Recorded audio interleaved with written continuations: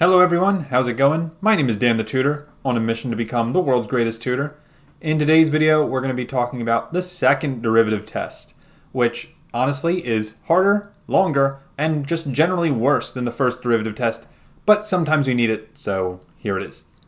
So the idea with the second derivative test is we're looking at concavity. And the reason why is because what does the second derivative tell us? It tells us the concavity. And if I look at just like a random function, like this parabola, then I can say, well, this point right here is a maximum, because, just look at it. It looks like a maximum. But the real reason why is two reasons. Number one, you have a critical point because it's a horizontal tangent line at that point. And second, because it's concave down, because like definitionally concave down looks like a frowny face, and that's a frowny face, concave down with a critical point is going to produce a maximum every time. And similarly, concave up is going to be a minimum, but I'll write that down more concretely in a minute. The way we do second derivative test is a three-step process. Step one is you want to find the critical points. And remember what that means. Finding critical points, which by the way, same thing as critical numbers, critical values, all the same thing. The way you do that is you're taking the first derivative and you're setting it equal to 0. That's step one. Step two for second derivative test is take the second derivative. Now the number one mistake, and really the only mistake you can make with second derivative test, is you set this equal to 0. You do not, I repeat, you do not set that equal to 0. Why not? Because if you set equal to 0, you're finding the points of inflection. Remember, points of inflection are not maximums or minimums. They are just their own thing. So do not do that. Just find the second derivative and leave it alone. Finally, step three, plug critical points into the second derivative and interpret the results. And the way we interpret the results is there's three possible outcomes you can have. Number one, f double prime of x is greater than 0, meaning you get a positive number. Positive 1, positive 3/2, positive 1 million, doesn't matter. If you get a positive second derivative, then that means it's concave up, which means concave up, which looks like a smiley face, is always going to be a local or relative minimum.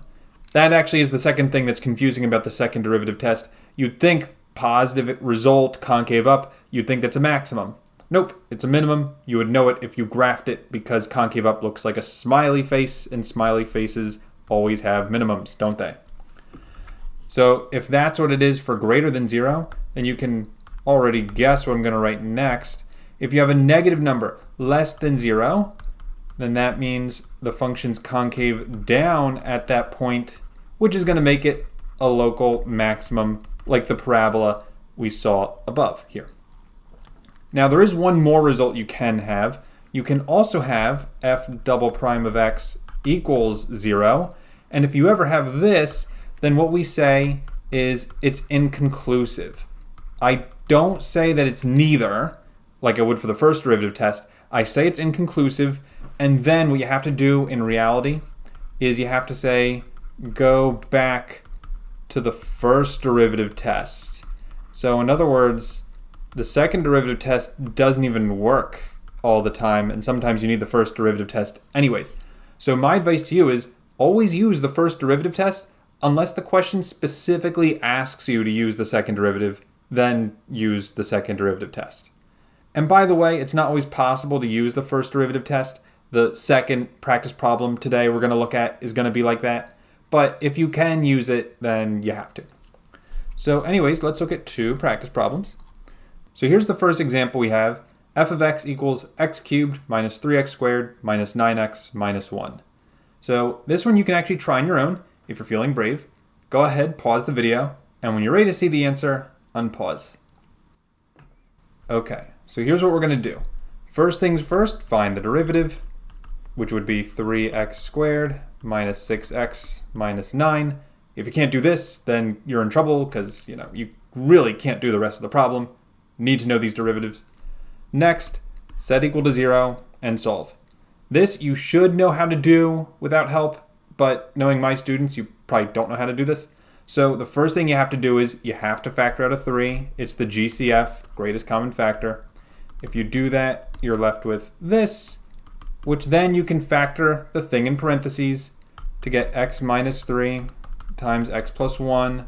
The 3 out in front doesn't even matter because there's no x there. In other words, if I pulled out a 3x, okay, now the 3x matters, but there's no x, so I can just drop the 3 if I want.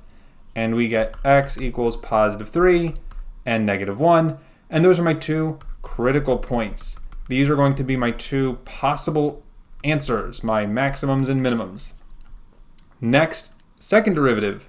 So we take the second derivative, which, looking back at my first derivative, 3x squared minus 6x minus 9. Second derivative would be 6x minus 6. So I'll put that there. And do not set equal to 0. Do not, okay? Now all you have to do is you have to plug in the 2 points, the 2 critical points. So first I'll plug in 3. 6 times 3 minus 6. That would get me 12. I don't even care that the number's 12. I just care that it's positive. And the reason why is because I would say that's concave up. And because I'm concave up, that is going to make it a local minimum at x equals 3. So that's one of my answers right there. Next, I have to test negative 1. So doing a very similar thing. Second derivative, plug in negative 1. That's going to get me negative 12, which is negative, obviously. And now I just reverse everything I wrote before. I say concave down, and then I'm going to say a local maximum at x equals negative 1. And that's my answer, local maximum at x equals negative 1.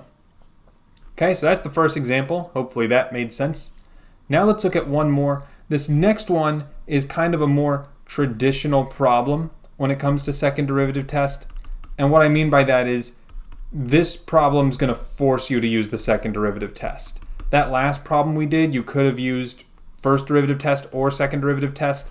This one, you have to use the second derivative test. And you'll see why in a second. So for this one, I have this chart with values of x, f of x, f prime of x, and the second derivative, f double prime of x. And again, it's going to be the same question. I want to find the relative extrema. First of all, the reason why you cannot use the first derivative test is because the first derivative test only works if I have a continuous stream of numbers to test from. What do I mean by that? I'm saying I need a function. I need like f of x equals x squared minus 2x plus 4. That's the only time I can use the first derivative test is if I have a function. I cannot use it if I just have a table of values. It's against the rules, unfortunately. So again, you can try it on your own first if you want, but this one's harder and very different from the last problem. So let me just explain how you're supposed to do it. First of all, it's still the same first step. Like you want to find the critical points, f prime of x equals 0. But how am I supposed to do that if I don't have a function to take the derivative? Well, the answer is I don't care about the function. I just need it to equal 0. There's 2 points that equal 0. So I'm going to be looking at this row, and the 2 other rows literally don't even matter anymore. They're not critical points. They cannot be relative extrema. I don't care about them. Next, I look at the second derivative.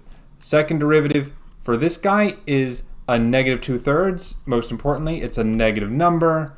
That means it's, again, concave down. So I'm going to have a local max at that number, at x equals 5. Remember, the x value is 5.